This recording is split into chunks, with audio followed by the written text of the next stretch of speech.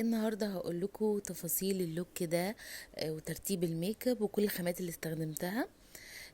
اول حاجه يا جماعه مسحت وش الموديل بماء ميسيلار عشان اتاكد ان هو ما فيهوش اي دهون زياده او كده. بعد كده استخدمت واكس الحواجب من بلقيس. طبعا واكس الحواجب من بلقيس انا يعني عملت لكم قبل كده عنه ريفيو مفصل، حقيقي وبدون مجامله تحفه. بعد كده رسمت الحواجب بقلم شجلام اللي برضو بقول لكم عنه انه تحفه، وليه فتره بستخدمه معاكم في الفيديوهات. بعد كده عملت بيز للاي شادو من بلويز، برضو حلو جدا. خففته بقى خالص الطبقه من سبونج من سوما، حلوه قوي قوي. كنت رسمت بقى ايلاينر مموهه قبل كده، عملته برضو بالتفصيل معاكم في فيديو. بعد كده استخدمت الجليتر من شمس، بصراحه حلوه قوي. الماسكارا من هدى بيوتي. وبعد كده لزقت الرموش بلزق من سوما، برضو تحفه، يعني شفاف ولزقه حلو جدا، بينشف بسرعه، خطير. بعد كده استخدمت المرطب ده من امبراي. صدقوني يا جماعه مش فاكره اسمه امبراي بالظبط ولا ايه يعني، بس اللي هتاكد وكده هكتبه لكم على الشاشه. واستخدمت الفاونديشن من جوسي بيوتي من شموسه حبيبه قلبي، درجة 2.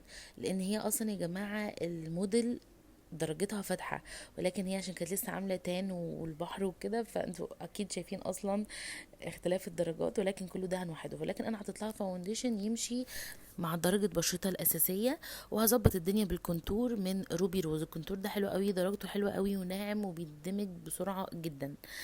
وطبعا انا يا جماعة مستخدمة الفرش من الطقم بتاع براشيا من سوما، حلوة قوي قوي. بصوا يعني فرشة الفاونديشن حرفيا بقيت المفضلة عندي.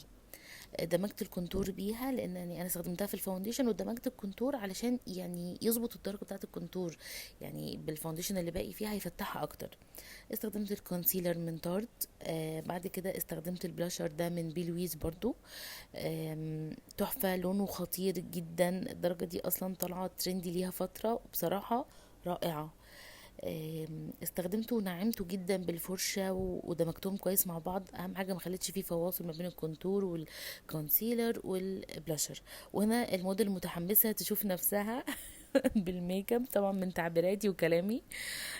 بعد كده ثبت كل الكلام ده ب لوس باودر هدى بيوتي، طبعا تحفه بصراحه. نفضت بقى الزوايد وكده، واستخدمت الكونتور من انستازيا. زي ما قلت لكم الميك اب اصلا كله ناعم، فما زودتش في حاجه زياده، يعني كل حاجه كنت بعملها بشكل ناعم عشان يعني يبقى شكلها كده النهائي رقيق جدا. تفاصيل الميك اب كلها حرفيا ناعمه. واستخدمت البلاشر مع هايلايت، يعني الاتنين في واحد، من بلقيس. برضو عاملاهم بصراحة في اللاين الجديد تحفة، يعني هايلايت وفي نفس الوقت زود ووضح معايا اكتر البلاشر. الروج دمجت ما بين درجة من تارت ودرجة تاني من لورد اند بيري، ده درجة تحفة دي.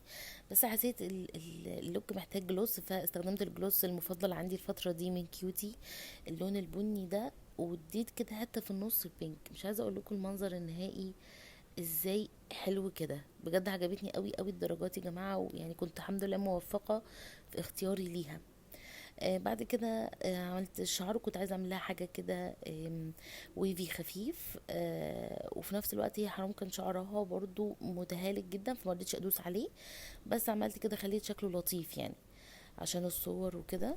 لان انا اصلا يا جماعه بشتغل فورم وكده، مش عارفه يعني ممكن تبقى مش كل الناس هنا عارفه، ولكن انا بشتغل عادي ميك اب وشعر. عملت لها كده زي ما انتم شايفين الويفي ده، وهيبقى منظر طبعا نهائي تحفه بصراحه، قمرايه. هنا يا جماعه هي حرفيا انا وهي خلاص اقتنعنا ان هي عروسه، وبتديني فعلا رايها الحقيقي، يعني رد فعلها ده حقيقي جدا، لان هي ما بصيتش على الميك اب من اول ما بدانا. بعد كده نيجي بقى في الخطوة الوهمية اللي نقلت الموضوع في حتة تاني. حطيت الليكويد هايلايت، احلى ليكويد هايلايت من بلقيس، لمعته مش طبيعية. دمجت الدرجتين الاولانيين دول مع فاونديشن جوسي بيوتي، وبعد كده عملت بعد كده زودت بقى هايلايت لوحده عشان يدي لمعة الاوفر لوحدها كده على العظمتين. بصوا يا جماعة اللمعة مش طبيعية، يعني عايزة اقول لكم كمان في الحقيقة اقوى متخيلين. فقولوا لي ايه رايكم في الميك اب وتفاصيل الميك اب ودمج كل حاجه بقى. بصوا يا جماعه